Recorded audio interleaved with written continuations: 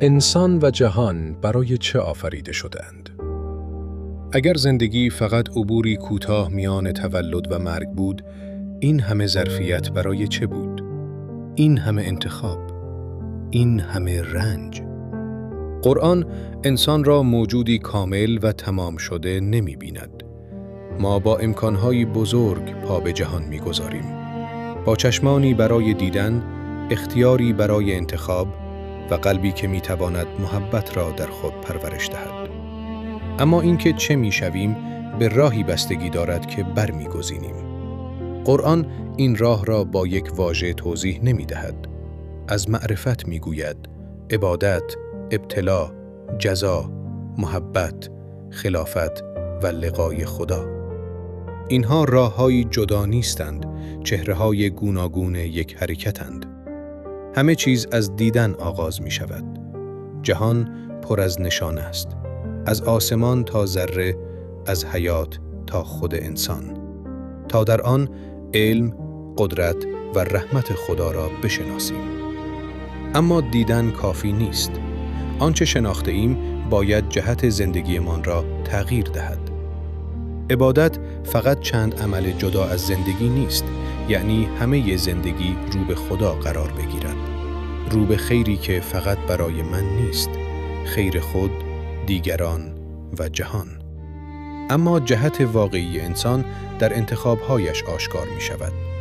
لحظه‌ای می رسد که باید برگزید، آسان یا درست، سود فوری یا خیر، خودخواهی یا محبت. زندگی میدان همین لحظه هاست. رنج خود مقصد نیست، اما پاسخی که به دشواری می دهیم می تواند ما را بسازد. انتخابها با پایان لحظه تمام نمی شوند، در ما می مانند.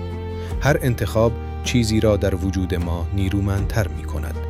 ترس را یا شجاعت را، خودخواهی را یا میل به خیر را.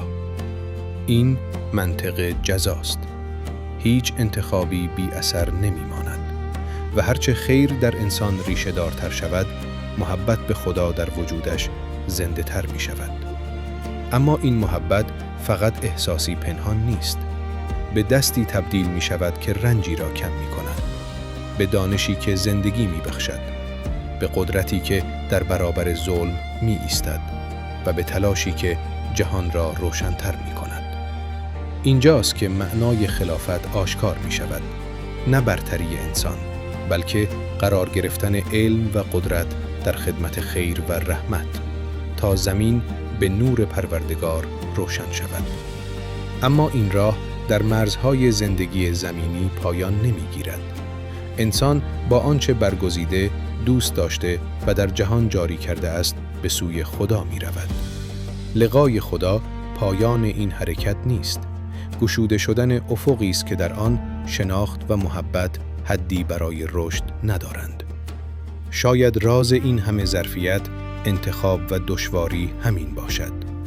انسان آزاد آفریده شد تا محبت را نه از سر اجبار بلکه آگاهانه برگزیند.